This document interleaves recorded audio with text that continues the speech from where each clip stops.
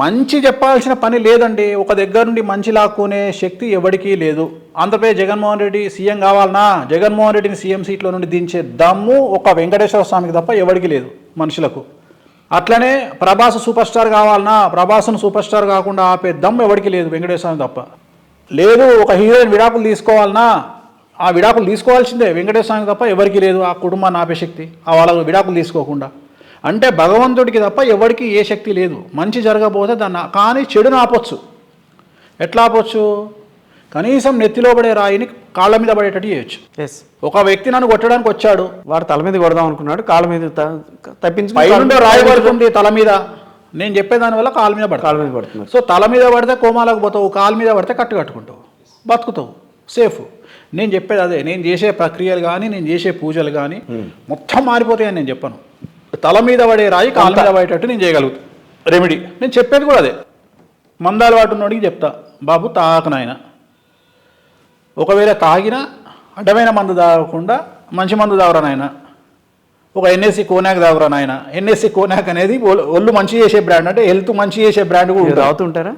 తాగుతారా మీరు? అప్పుడప్పుడు తాగుతుంటా కదా. నేను అమ్మవారికి ప్రసాదం పెట్టిన ప్రతిసారి తాగాల్సిందే కదా. ఓహో, కంపల్సరీ నేను తాగాల్సిందే. మరి ఒక పక్క బ్రాహ్మణులు అంటున్నారు, మీరు అన్ని తాగుతాను. శ్రీ వైష్ణవులు దాంట్లో కాంప్రమైజ్ అవ్వద్దు. శ్రీ వైష్ణవులము ప్రథమ శాఖ. ప్రథమ శాఖ అంటే టాప్ ప్రయారిటీ. అమ్మవారికి నేను వామాచారంలో పూజలు చేస్తాను కాబట్టి నేను తాగకపోతే అమ్మవారు. కామాఖ్య టెంపుల్కి వెళ్ళారు కదా మీరు? రెగ్యులర్ గా. ఎలా వెళ్తున్నారు? ప్రతి మంత్ వెళ్తారు? ఎవ్రీ మంత్ వెళ్తా. ఎవ్రీ మంత్ పూజలు ఉంటాయి, వెళ్తుంటా. అక్కడ స్పెషల్గా పూజలు చేయిస్తుంటాము. నా కోసం చేయించుకుంటా, కొన్ని సార్లు శత్రువుల కోసం చేయించాల్సి వస్తుంది.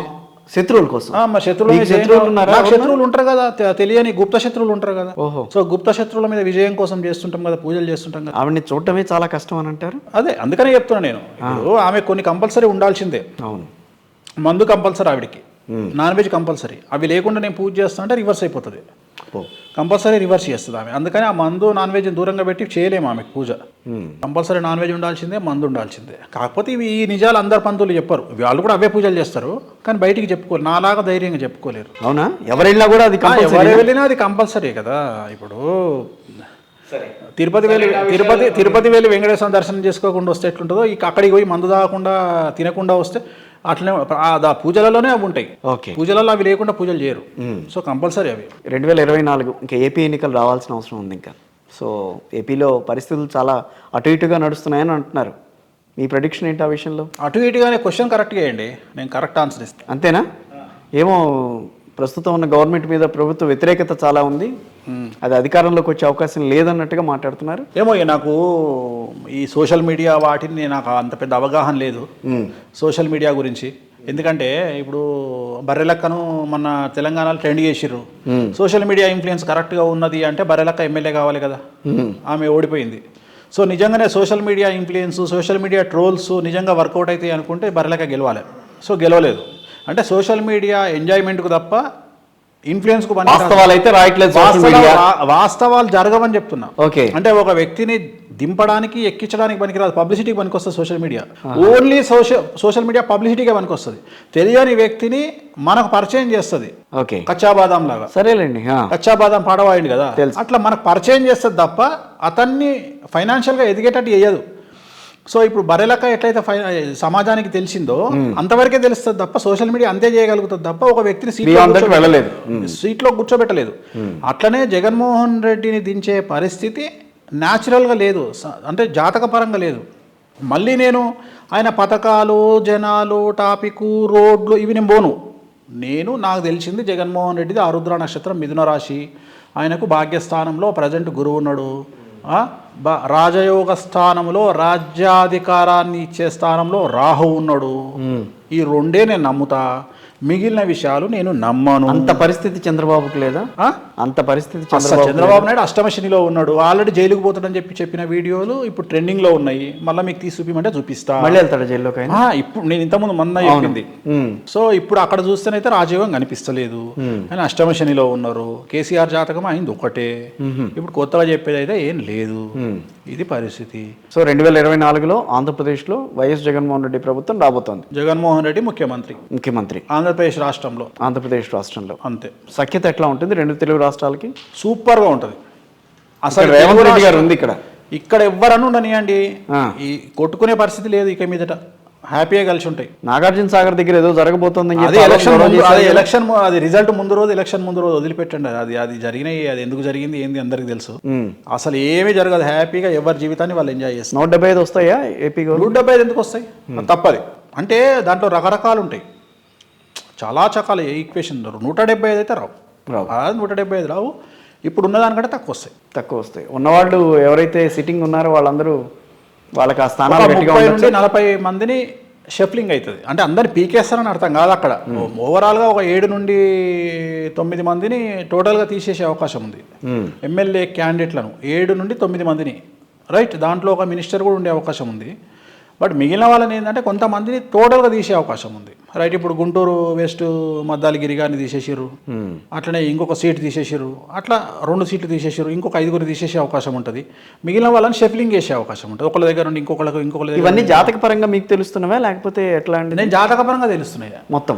నేను ఇక అప్పుడు ఆంధ్రప్రదేశ్ సీఎం నేనే అవుతా, జగన్మోహన్ రెడ్డి కాదు కదా. అంత ప్రెడిక్షన్ కరెక్ట్ గా వెళ్తుంది. కొంచెం అటు ఎందుకు వెళ్తుంది అంటే ఇంట్రెస్ట్ ఉంటే పెడతా, లేకుంటే పెట్టను. ఓకే. ఇప్పుడు నాకు ఇంట్రెస్ట్ ఉంటేనే, సబ్జెక్ట్ మీద నాకు కమాండింగ్ ఉంటే పెడతా. అంటే నేను అనుకున్నది ఏంటంటే తెలంగాణ కంటే కూడా ఆంధ్రప్రదేశ్ మీద నేను ఎక్కువ ఫోకస్ చేసిన మొదటి నుండి. కారణం ఏంటి అంటే ఆంధ్రప్రదేశ్ ప్రిడిక్షన్లో చాలా మంది ఫెయిల్ అవుతున్నారు. నేను కావద్దని ప్రిడిక్షన్ పెట్టుకున్నా. ఓకే. ఆంధ్రప్రదేశ్లో ఒక ఇప్పుడు ప్రజెంట్ ఒక మినిస్టరు నా ఇంటికి దగ్గరలో ఉంటాడు, హైదరాబాద్లో. వాళ్ళ భార్యాభర్తలు ఇద్దరు నా దగ్గరకు వచ్చారు 2018లో వచ్చారు. వచ్చి వాళ్ళ ఆవిడ ఒక 20 మంది జ్యోతిష్కుల దగ్గరికి వెళ్ళింది ఆంధ్రప్రదేశ్లో. అందరూ చెప్పింది ఏంటంటే ఆంధ్రప్రదేశ్లో వీళ్ళు సీఎం అవుతారు, వీళ్ళు సీఎం అవుతారు, కానీ జగన్మోహన్ రెడ్డికి సీఎం అయ్యే యోగం లేదని చెప్పారంట. నా దగ్గరికి తీసుకొచ్చింది వాళ్ళ ఆవిడ. ఆమె నన్ను అడిగిన ప్రశ్న ఒకటే, స్వామి మేము జగన్ గారితో ఉన్నాం, జగన్ గారు సీఎం గారు అంటే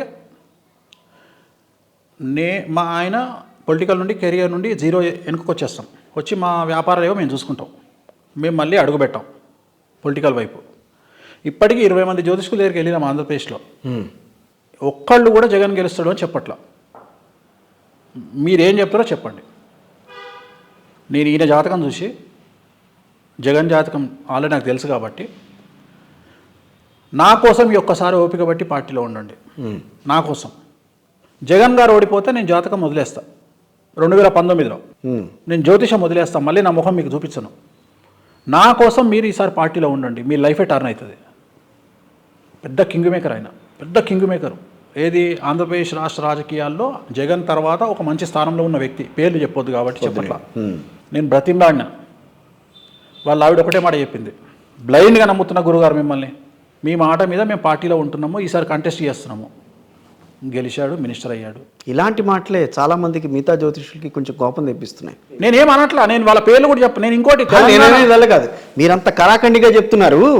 నేను అనేది not negative, in the way of పాజిటివ్లో మీరంత కరాఖండిగా చెప్తున్నారు. అలాంటివన్నీ జరిగి తీరుతున్నాయి. మేము ఎంత ప్రెడిక్షన్స్ చేస్తాం, అన్నీ చేస్తాం, కానీ మా దగ్గర జరగవు. ఏంటి వేణుస్వామి దగ్గర ఏముంది, మా దగ్గర లేనిది ఏంటి అన్న ఒక రకమైన ఆలోచన వస్తూ ఉంటుంది కదా అందరికీ. మొన్న ఒక పనుండి మా భీమవరంలో మా బ్రదర్ ఉంటాడు రవి అని, భీమవరంలో వాడు కార్యక్రమాలు నిర్వహిస్తుంటాడు. వాళ్ళ వైఫ్ అనురాధ. అయితే ఎమ్మెల్యే గారికి అక్కడ మినిస్టర్ గారికి ఫోన్ చేశాడు, ఆ లోకల్ మినిస్టర్ గారికి ఫోన్ చేసి, సార్ నేను వేణుస్వామి వాళ్ళ తమ్ముడండి అంతే. అయ్యో అవునా? ఆయన ఇచ్చిన రెస్పాన్స్కి షాక్ అయ్యారు వాళ్ళు. అంటే నేను అప్పుడు చెప్పా, ఎందుకు షాక్ అయ్యారు అంటే, ఇదిరా బాబు రీజను, ఆయన వాళ్ళ రాజకీయాల్లో ఉన్నాడంటే నేనే కారణము, ఓకే, అందుకని ఇది జరిగింది. అట్లాంటి వాళ్ళు ఒక 10 మంది మినిస్టర్లు ఉంటారు. రాజశేఖర రెడ్డి గారు చనిపోయిన తర్వాత సుమారు ఒక 2 మినిస్టర్లు డిప్రెషన్లోకి వెళ్ళిపోయారు. ఆంధ్రప్రదేశ్లో డిప్రెషన్కి వెళ్ళిపోయారు. వాళ్ళ పార్టీ ఓడిపోయింది అప్పుడు 2014లో. నేను కౌన్సిలింగ్ ఇచ్చేవాడిని ఇంటికి వెళ్ళి, మళ్ళీ మీకు పూర్వవైభవం వస్తుంది మీ జాతకరీత్యా. దాంట్లో 2 ఇప్పుడు మినిస్టర్లు ఆంధ్రప్రదేశ్లో. ఇలా చెప్పుకుంటూ పోతే నా పర్సనల్ లిస్ట్ ఎంత ఉంటుందండి? చాలా ఉంటుందేమో. మరి వీళ్ళందరినీ అయితే ఇన్ఫ్లుయెన్స్ చేయలేరుగా జనాలు వచ్చి, వీళ్ళందరినీ నాకు దూరం చేయలేరుగా. ఇప్పుడు కొన్ని సార్లు ఇప్పుడు మీరే ఉన్నారు, గురుగారు మాకు తెలిసిన ఆవిడ ప్రెగ్నెన్సీ అండి, లేబర్ రూమ్లోకి తీసుకెళ్తున్నారు అంటే ఆపరేషన్ థియేటర్లోకి తీసుకెళ్తున్నారు, కొడుకా బిడ్డనా అని అడుగుతారు మీరు. 10 నిమిషాల్లో నేను చెప్పకపోతే ఫెయిల్యూర్, చెప్పితే నా జాతకం చూసుకోవాలి. చెప్పను అంటే మీకేమనిపిస్తుంది, ఇటు వేస్ట్ కాదు అనుకుంటారు. అవును, ఏదో ఒకటి చెప్పాలి నేను. ఇప్పుడు మీ జాతకం కాదు, నా జాతకం చూసుకోవాలి నేను. అదేంటి మరి అంతే కదా. ఇప్పుడు నాకు కరెక్ట్గా చెప్పకపోతే మళ్ళీ ఇజ్జత్గా సవాల్, మళ్ళీ నెక్స్ట్ సెకండ్ మీరు నన్ను నమ్మరిక లైఫ్లో. అవును, కానీ భగవంతుడి దయ వల్ల 0 ఫెయిల్యూర్స్. ఆడపిల్ల అంటే ఆడపిల్ల, మగపిల్లవాడు అంటే మగపిల్లవాడు.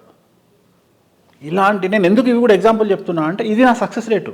అందుకని నేను ఇంత స్టాండ్ బై ఉండగలుగుతున్నా, ఇంత తుఫాన్లో కూడా, ఇన్ని ట్రోలింగ్స్లో కూడా నేను నిలదొక్కుని నిలబడ్డా అంటే దానికి కారణం నా బ్యాక్గ్రౌండ్, నా వర్క్.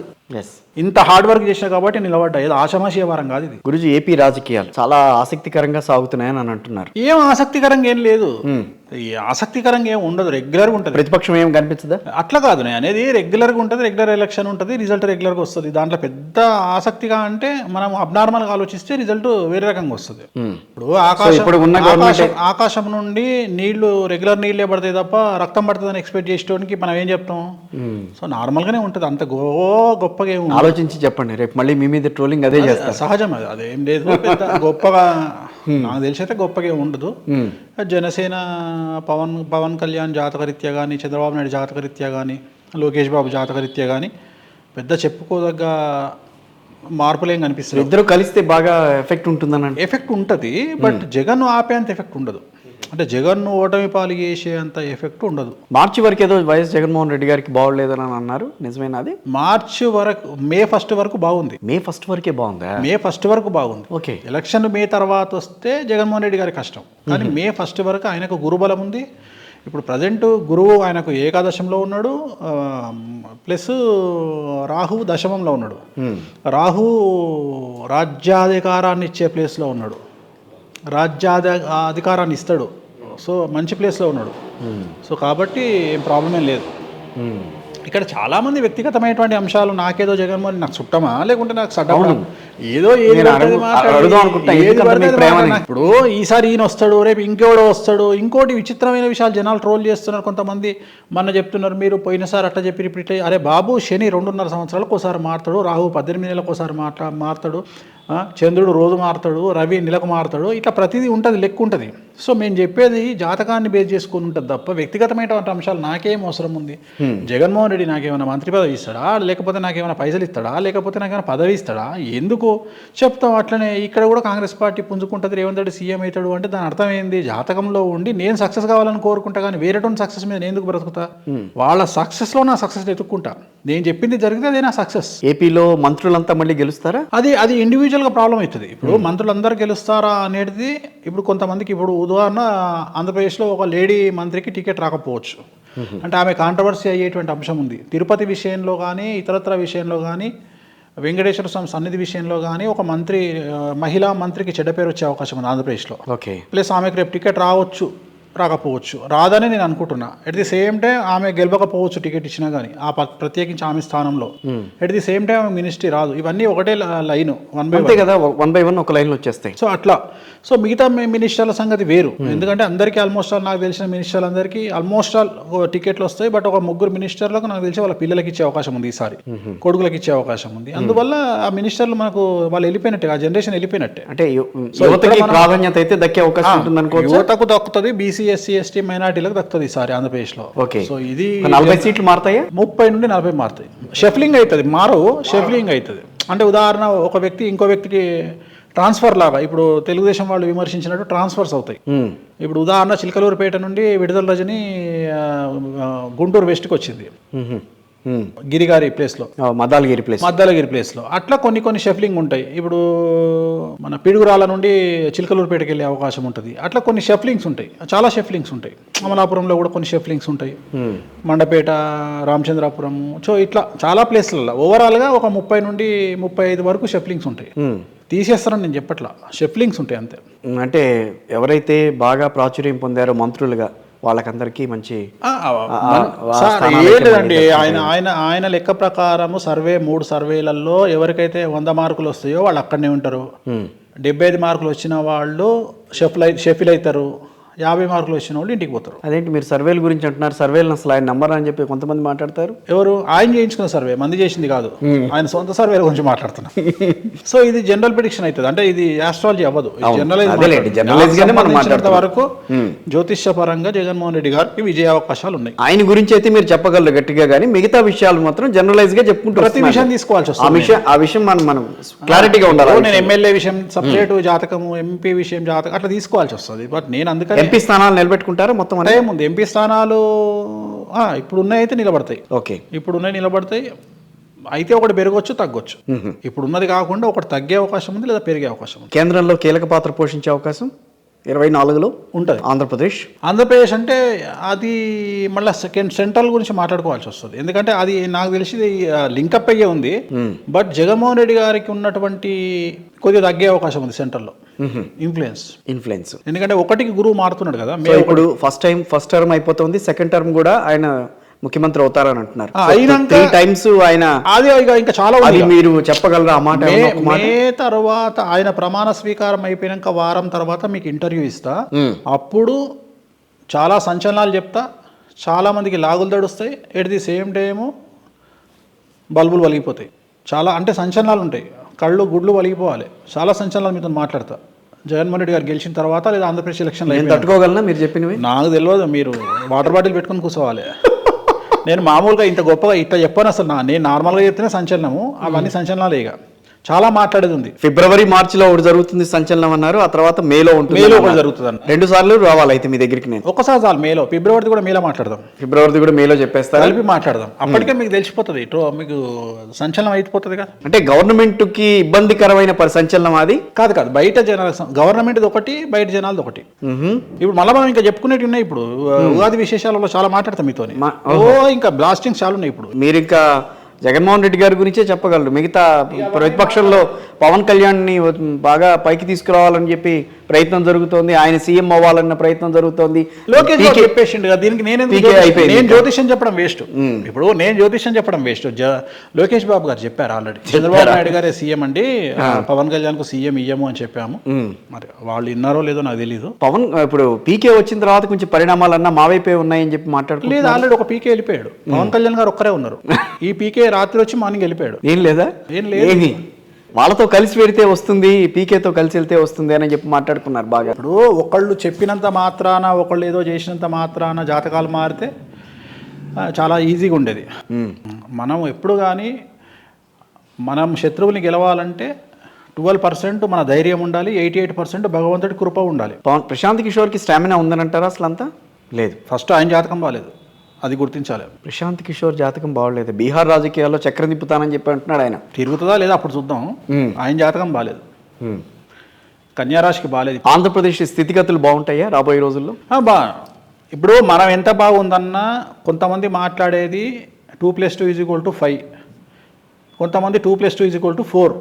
4 అనే వాళ్ళతో మనం మాట్లాడతాం కానీ 5 అనే వాళ్ళతో మనం మాట్లాడలేము. ఇప్పుడు కొంతమంది జగన్మోహన్ రెడ్డి ఉంటే ఆంధ్రప్రదేశ్ 2+2 = 5 అంటారు. వాళ్ళకి మనం ఏం ఆన్సర్ చెప్తాం? మనం ఏం చెప్పలేము. అట్లనే కొంతమంది చంద్రబాబు నాయుడు ఉంటే 2+2 = 5 అంటారు. అంటే వీళ్ళంతా శత్రువర్గానికి సంబంధించిన వాళ్ళు, వాళ్ళని మనం ఏం చెప్పలేము. ఇప్పుడు నన్ను ట్రోల్ చేసినట్టే ఉంటుంది. సరే, 2024 ప్రెడిక్షన్లో మీకు కొన్ని విషయాలు మీరే చెప్తా అన్నారు కాబట్టి ఇప్పుడు తెలంగాణకు వద్దాం. రేవంత్ రెడ్డి గవర్నమెంట్కి ఏం డోకా లేదు. కాకపోతే రేవంత్ రెడ్డి గారికి పదవీ గండ ఉంది. గవర్నమెంట్ వేరు, వ్యక్తిగతమైన ముఖ్యమంత్రి పీఠం వేరు. గవర్నమెంట్ అంటే కాంగ్రెస్ పార్టీ. సో తెలంగాణలో కాంగ్రెస్ పార్టీ 5 ఏళ్ళు నడుస్తుందా? లేదు, ఇంకో 5 ఏళ్ళు నడుస్తుంది. 10 years ఉంటుంది. అదేంటి 5 ఏళ్ళు నడిచిన తర్వాత కదా మీరు చెప్పారు? అదే చెప్తున్నా, అంటే నెక్స్ట్ టైం కూడా వస్తుందని చెప్తున్నా. అబ్బా, ఓకే. బట్ నేను చెప్పేది ఏంటంటే సీఎం పీఠంలో మన రేవంత్ రెడ్డి గారికి కొద్దిగా గండాలు కనిపిస్తూ ఉన్నాయి. నమ్మక ద్రోహం జరిగే అవకాశం ఉంది. మీనరాశి, మేషరాశి, వృషభ రాశి, మిథున రాశి జాతకులతోని ఆయన గండం కనిపిస్తుంది. సో ఆయనను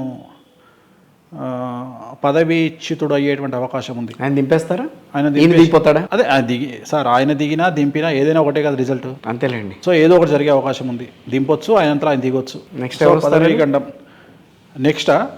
నెక్స్ట్ అది ఇప్పుడు కాంట్రవర్సీ అవుతుంది. నేను చెప్తే వద్దు, పర్వాలేదు. అంటే నాకు ఐడియా ఉంది బట్ నేను చెప్పను. నెక్స్ట్ వృషభరాజు జాతకుడు వస్తాడు. సూపర్. ఇప్పుడు వాళ్ళు ఎవరున్నారో వెతుక్కోవాలి నేను ఇప్పుడు. అంతే, ఈ మధ్య ఇట్లా చెప్తున్నా కొన్ని తప్పించుకోవడానికి. చాలా నాగ్గా తప్పించుకుంటున్నారు. తప్పదు మరి ఇక కొన్ని సార్లు, ఎందుకంటే ఏది కాంట్రవర్సీ అనుకుంటే అది, ఎందుకంటే ఇప్పుడు ఆల్రెడీ ఒక మంత్రి అక్కడ ఉన్నప్పుడు మనం అట్లా చెప్పడం తప్పు. అవును, అందుకని దీపోవడము, ఆయన ఖచ్చితంగా పదవీ కండం ఉంది, ఆయన ఖచ్చితంగా బాగా కష్టపడి పార్టీని పైకి తీసుకొచ్చాడు. నేనే చెప్పిన కదా ఆల్రెడీ, ఆయన కష్టపడ్డట్టు ఎవరు కష్టపడలే, నేను ఒప్పుకుంటా. కానీ జాతకమే కదా. ఈయన గవర్నమెంట్ ఇక్కడ రాగానే అక్కడ టీడీపీ వాళ్ళు పండగ చేసుకున్నారు, మీకు రాబోతోంది కూడా మేము అక్కడే. అవి కూడా ఒక రీజన్ కావచ్చు, ఇట్లాంటి రీజన్ల వల్ల కూడా దీప అవకాశం వస్తుండొచ్చు. సో ఏదైనా రేవంత్ రెడ్డి గారికి అయితే పదవీ గండం ఉంది తెలంగాణలో. తెలంగాణ అభివృద్ధి సూపర్, సేమ్ అదే ట్రాక్ లో వెళ్తుంది. అడ్మినిస్ట్రేషన్ ఇంకొక 10 మార్కులు ఎక్కువనే వేయండి ఇంతకు ముందు కంటే, దాంట్లో అనుమానం లేదు, సూపర్ ఉంటది. అంటే మీరు ఇప్పుడు మీ మాటల్లో కేసీఆర్ కంటే ఈయన బాగా చేస్తాడని అది కూడా చెప్తున్నా కదా. ఇంకో 10% అలవాటు అయిపోతుంది కదా, గవర్నమెంట్ అనేది అలవాటు అయిపోతుంది. అందుకనే సామెత పెట్టిరు పెద్దలు, రాజు లేకపోతే రాజ్యం అవుతుంది అని. So it is continuously going, continue అయితేనే ఉంటుంది, అది ఆగదు. అది అభివృద్ధి అనేది రాష్ట్ర అభివృద్ధి వేరు, తెలంగాణ అభివృద్ధి వేరు. తెలంగాణ అభివృద్ధి ఏంటంటే తెలంగాణలో మీకు రెవెన్యూ ఎక్కువ ఉంటుంది హైదరాబాద్లో, అందువల్ల మీకు హైదరాబాద్లో ఉండే వాళ్ళందరూ ఇన్ని అప్పులు చేశారని చెప్పి గోల పెడుతున్నారు కదా. అప్పులు సహజమే లేండి, భారతదేశం అంటేనే అప్పు, అది పెద్ద విషయం ఏముంది. వెంకటేశ్వర స్వామి అప్పు చేసిండు మనమెంత, కానీ అప్పు లేకుండా అభివృద్ధిలోకి రావడం అనేటువంటిది అది మిథ్య. సో అప్పులో ఉంటాయి, బట్ అభివృద్ధి కూడా ఉంటుంది. బీఆర్ఎస్ కంటిన్యూ అవుతుందా? బీఆర్ఎస్ కంటిన్యూ అంటే అపోజిషన్ పార్టీలో ఉంటుంది, బట్ ప్రభావం తగ్గుతుంది.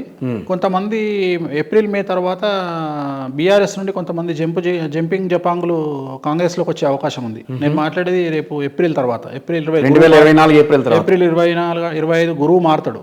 గురువు మారినాక జంపింగ్ జపాంగులు అందరూ దుంకుతారు కొంతమంది. ఇప్పుడు రాష్ట్రానికి సంబంధించిన జాతకం వేరుగా ఉంటుంది, మనిషికి సంబంధించిన జాతకం, ఆ ముఖ్యమంత్రికి సంబంధించిన జాతకం వేరుగా ఉంటుందా? అవును, ఉంటది. అలా అనుకుంటే అమరావతికి సంబంధించిన జాతకం వేరు, జగన్మోహన్ రెడ్డి గారికి సంబంధించిన జాతకం వేరుగా ఉంటుంది. ఎందుకుంటది? అమరావతి అంటేనే అలా ఉండదు కదా, ఆంధ్రప్రదేశ్ కదా. అమరావతి అంటేనే ఆంధ్రప్రదేశ్ కదా. అంటే ఇప్పుడు హైదరాబాద్ గురించి మనం మాట్లాడుతూ ఉంటాం కదా, హైదరాబాద్ లో రెవెన్యూ ఎక్కువ, ఇక్కడ మనం హైదరాబాద్ పేరు గురించి మాట్లాడుకుంటలేము. మీకు నాకు తెలిసిన ఎకనామికల్ ఇన్ఫర్మేషన్ మాట్లాడుకుంటున్నాము. తెలంగాణ ఇప్పుడు తెలంగాణ మొత్తం వచ్చిన 10% మీద కంపేర్ చేస్తే, మొత్తం తెలంగాణ ఇన్కమ్ సోర్స్ తీసుకుంటే ఇతర జిల్లాల్లో వచ్చేది 10% అయితే 90% ఆఫ్ ది ఇన్కమ్ హైదరాబాద్ నుంచి వస్తుంది. అంతే. ఇంకొక విషయం, నేను ఇందాక ఏపీ గురించి 3 రాజధానులు వస్తాయా? అమరావతి అనఫిషియల్లీ 3 రాజధానులు ఉన్నట్టే, అఫీషియల్ అయితే రాదు. ఈ అనఫిషియల్ ఉన్నట్టే, అది ఉన్నట్టే. అమరావతి రాజధానిగా కొనసాగుతూనే ఉంటుంది. కొంతమందికి రాజధాని, అందరికి కాదు. కొంతమందికి అమరావతి రాజధాని, కొంతమందికి కర్ర వెరకుండా పాము చావకుండా వేణుస్వామి గారు జరిగే పని కాదు కదా, అవదు, జరగదు కాబట్టి చెప్పి లాభం. 24లో కూడా జరగదు అట్లాంటి సిచ్యువేషన్, ఏమి కూడా జరగదు. వైజాగ్ వెళ్ళటం ఖచ్చితంగా వీటికి ఆన్సర్ నేను మేలే చెప్తా. ఇంకా చాలా ఉన్నాయి, నేను చెప్పాలంటే ఈ సంఘటనలని మీరు ఇప్పుడు నన్ను చెప్పియకండి, సపరేట్గా మాట్లాడుకుందాం. చాలా సంచలనాలు ఉన్నాయి, చాలా ఉన్నాయి. కొన్ని పార్టీల గురించి మాట్లాడేది, కొంతమంది లీడర్ల గురించి మాట్లాడేది ఉంది, రాజకీయాన్ని వదిలిపెట్టి తిరోగమనం చేసే లీడర్లు ఉన్నారు, పారిపోయే లీడర్లు ఉన్నారు. చాలా మంది గురించి మాట్లాడదాం మనం, చాలా మంది గురించి మాట్లాడేది ఉంది.